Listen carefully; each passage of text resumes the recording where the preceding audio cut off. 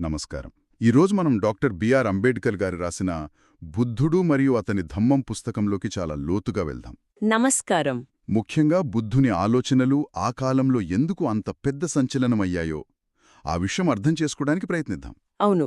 ఆయన వచ్చినప్పుడు అప్పటికే ఎన్నో సిద్ధాంతాలున్నాయి. వాటిలో కొన్నిటిని ఆయన ఇది కాదు అని కొట్టిపారేశారు. కొన్నింటిని మార్చారు. మరికొన్నింటిని పూర్తిగా కొత్తగా సృష్టించారు. ఈ మూడింటిని విడమరిచి చూద్దాం. అవును.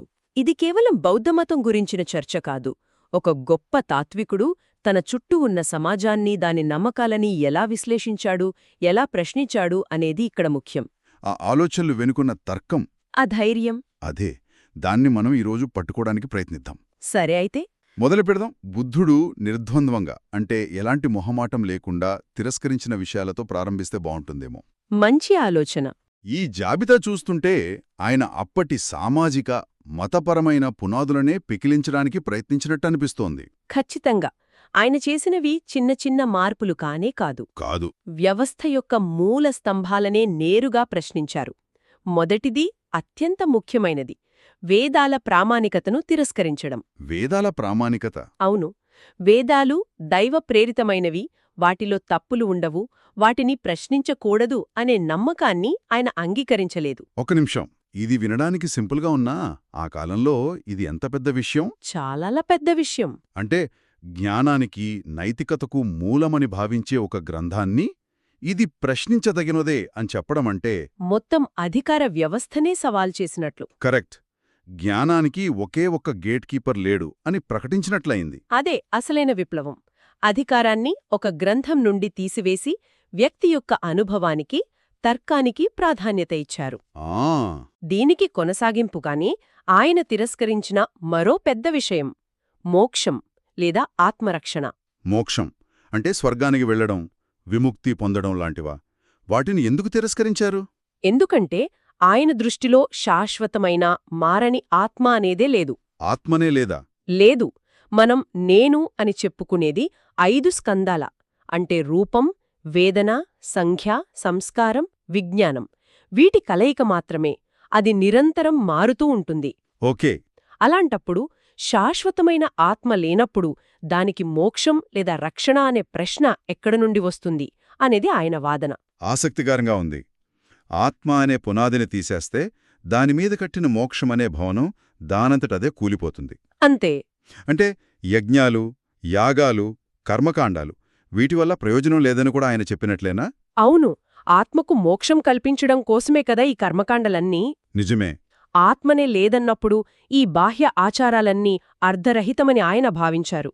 లోపల మార్పు రానప్పుడు బయట ఎన్ని పూజలు చేసినా, ఎన్ని జంతువులను బలి ఇచ్చినా ప్రయోజనం శూన్యం. ఆయన స్పష్టం చేశారు. అవును. ఇది కేవలం తాత్విక స్థాయిలోనే ఆగిపోలేదు కదా. ఈ ఆలోచనలకు బలమైన సామాజిక చిక్కులు కూడా ఉన్నాయి. ఉదాహరణకు వర్ణ వ్యవస్థ. మీరు సరైన పాయింట్ పట్టుకున్నారు. ఆయన తిరస్కరణలన్నింటిలోకి అత్యంత విప్లవాత్మకమైనది చతుర్వర్ణ వ్యవస్థను తిరస్కరించడం. చతుర్వర్ణం? అవును.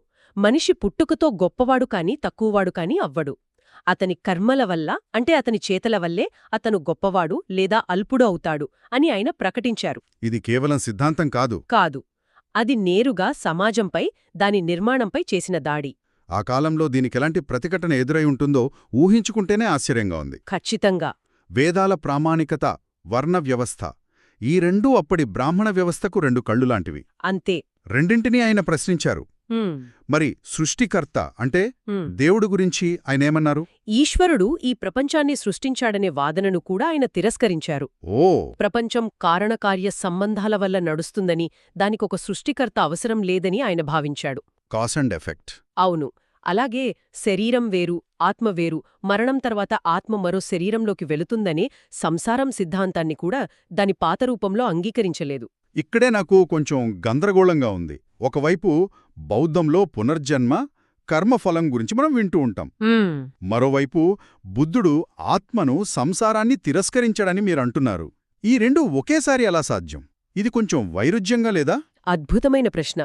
చాలామందికి వచ్చే సందేహం ఇదే. అవును. ఇక్కడే బుద్ధుని మేధస్సు కనిపిస్తుంది.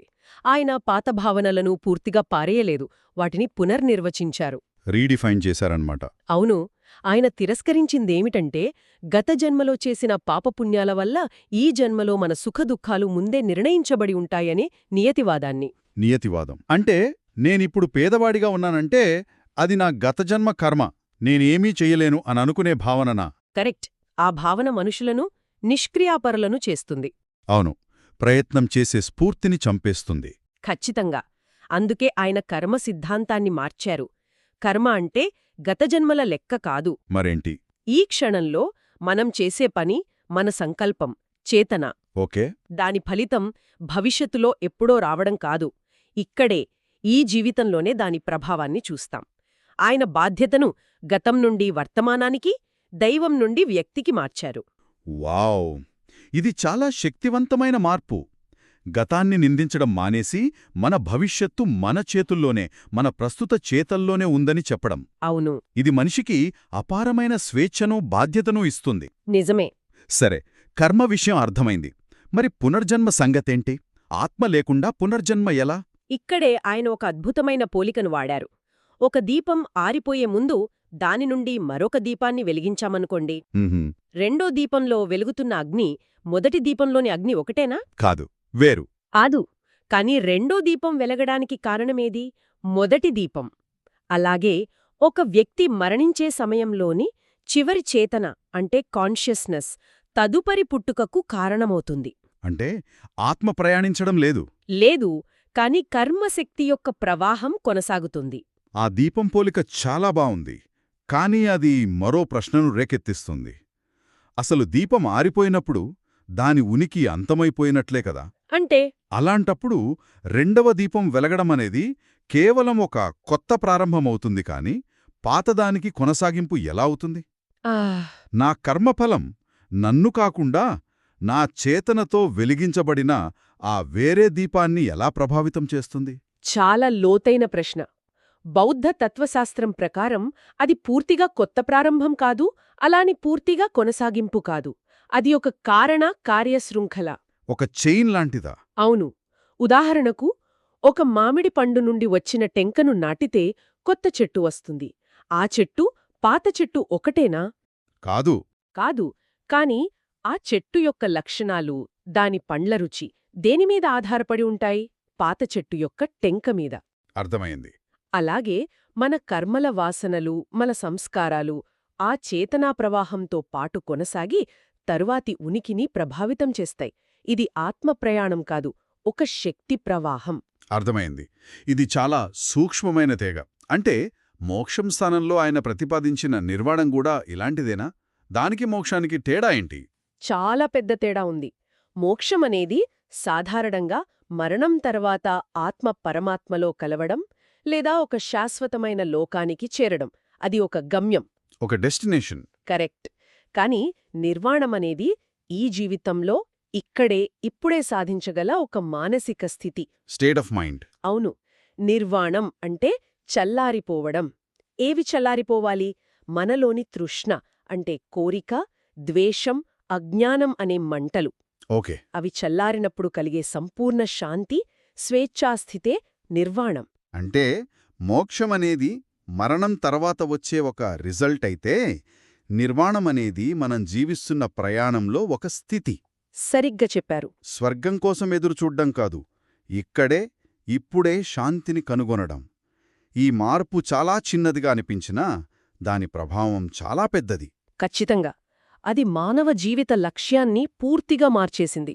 సరే, ఇప్పటివరకు ఆయన వేటిని తిరస్కరించారో, వేటిని మార్చారో చూశాం. ఇవన్నీ పక్కన పెట్టిన తర్వాత ఆయన తన తత్వశాస్త్రాన్ని ఏ పునాది మీద నిర్మించారు? దేవుడు లేడు, ఆత్మ లేదు, వేదాలు ప్రమాణం కాదు అన్నప్పుడు ఇంక మిగిలిందేంటి? దేన్ని పట్టుకోవాలి? ఇక్కడే ఆయన అసలైన మేధావిగా కనిపిస్తారు. ఆయన ఈ బాహ్య అధికారాలన్నింటినీ పక్కన పెట్టి ఒకే ఒక్క దానిపై దృష్టి కేంద్రీకరించారు. అదేంటి? అదే మనస్సు. మానవ అనుభవానికి, బంధానికి, విముక్తికి అన్నిటికీ మూలం మనసే అని ప్రకటించారు. మనసు? కేవలం మనసు మాత్రమేనా? ఇది వినడానికి చాలా సింపుల్గా ఉంది. కాని అన్నిటికీ మనసే మూలమంటే ఆచరణలో దాని అర్థమేంటి? అంబేడ్కర్ గారు క్రోడీకరించిన దాని ప్రకారం బుద్ధుని బోధనల సారాంశం మనసు గురించిన 4 సూత్రాలలో ఇమిడి ఉంది. మొదటిది, మనసే అన్నిటికీ కేంద్రం. మనసే కేంద్రం. అవును, మన ఆలోచనలే మన ప్రపంచాన్ని నిర్మిస్తాయి. బయట ఒకే సంఘటన జరిగినా దానికి మనం ఎలా స్పందిస్తాం, దాన్ని ఎలా అనుభవిస్తామనేది పూర్తిగా మన మానసిక స్థితిపైనే ఆధారపడి ఉంటుంది. అంటే సమస్య బయట లేదు, దాన్ని చూసే మన దృష్టిలో ఉందని అంటారు కదా, ఆ విధంగానే. సరిగ్గా అదే. ఇక రెండవ సూత్రం, మనసే సృష్టికర్త. మనసే సృష్టికర్త. అవును, వస్తువులకు ముందు మనసుంటుంది, అది వాటిని నియంత్రిస్తుంది, వాటిని సృష్టిస్తుంది అని ఒక సూత్రం చెబుతుంది. మన చుట్టూ మనం చూసే ప్రపంచం, సంబంధాలు, వ్యవస్థలు అన్నీ మానవ మనసుల యొక్క సృష్టిలే. ఒక్క నిమిషం. అంటే నా చుట్టూ ఉన్న మంచి చెడులకు కూడా నా మనసే కారణమా? బయట దేవుడు లేదా దెయ్యం లాంటి శక్తుల పాత్ర ఏమీ లేదా? ఇది మనల్ని మూడవ సూత్రానికి తీసుకువస్తుంది. మనసే మంచి చెడులకు మూలం. ఓకే. బుద్ధుని ప్రకారం మంచి, చెడు అనేవి బయటి నుండి వచ్చే శక్తులు కావు. అవి మనస్సులోనే పుడతాయి. మనస్సులోనేనా? అవును. మనలోని రాగం అంటే అతిప్రేమ, ద్వేషం, మోహం అంటే అజ్ఞానం అనేవే చెడుకు, దుఃఖానికి కారణం. వాటిని జయించి కరుణ, మైత్రి, ప్రజ్ఞ వంటి గుణాలను పెంపొందించుకోవటమే మంచి. అంటే పూర్తి బాధ్యత వ్యక్తిమీదే ఉందన్నమాట. అంతే. మన సంతోషానికి, మన దుఃఖానికి మనమే బాధ్యులం. ఎవరో నిందించడానికి, దేనికో పూజలు చేయడానికి ఆస్కారం లేదు. లేదు. ఇదొక రకంగా భయపెట్టే ఆలోచన, కాని మరో రకంగా చాలా శక్తివంతమైన ఆలోచన. మన జీవితానికి మనమే పూర్తి యజమానులం. మీరు దాన్ని పర్ఫెక్ట్గా చెప్పారు. ఇక చివరి 4వ సూత్రం. చెప్పండి. నిజమైన మతం అనేది సూత్రాలను ఆచరించడంలో ఉంది. ఆచరణలో ఉందా? అవును. గ్రంథాలను వల్లవేయడంలోనో, కర్మకాండలు చేయడంలోనో మతం లేదు. నైతిక ప్రవర్తన అంటే శీల, మానసిక క్రమశిక్షణ అంటే సమాధి, మరియు సరైన అవగాహన అంటే ప్రజ్ఞ, ఈ మూడింటినీ ఆచరించడమే అసలైన ధమ్మం. జ్ఞానం ముఖ్యం, కాని ఆచరణ లేని జ్ఞానం నిరర్థకం. ఈరోజు మన చర్చను ముగింపుకు తీసుకొస్తే బుద్ధుడు కేవలం ఒక మతస్థాపకుడుగా కాకుండా ఒక గొప్ప హేతువాదిగా, సంఘ సంస్కర్తగా మనకు స్పష్టంగా కనిపిస్తున్నారు. అవును. అప్పటి మతపరమైన అధికారాలను, పుట్టుక ఆధారిత సామాజిక వివక్షను, అర్థంలేని తాత్విక ఊహాగానాలను ధైర్యంగా ఎదిరించారు. అదే సమయంలో ఆయన కేవలం నాశనం చేసేవాడు మాత్రమే కాదు, ఒక గొప్ప సృష్టికర్త కూడా. ఖచ్చితంగా. కర్మ, సంసారం వంటి పాత భావనలను తీసుకుని వాటికి మానవ కేంద్రిత, నైతికమైన, ఆచరణాత్మకమైన కొత్త అర్థాన్నిచ్చారు.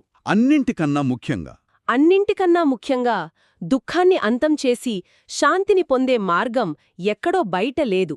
అది మన మనసును జయించడం ద్వారానే సాధ్యమని ఒక స్పష్టమైన, ఆచరణీయమైన మార్గాన్ని చూపించారు. ఈ మొత్తం విశ్లేషణను చూసిన తర్వాత అంబేడ్కర్ గారు తన పుస్తకం చివర్లో అడిగిన ప్రశ్న ఎంత శక్తివంతమైనదో అర్థమవుతోంది. అవును.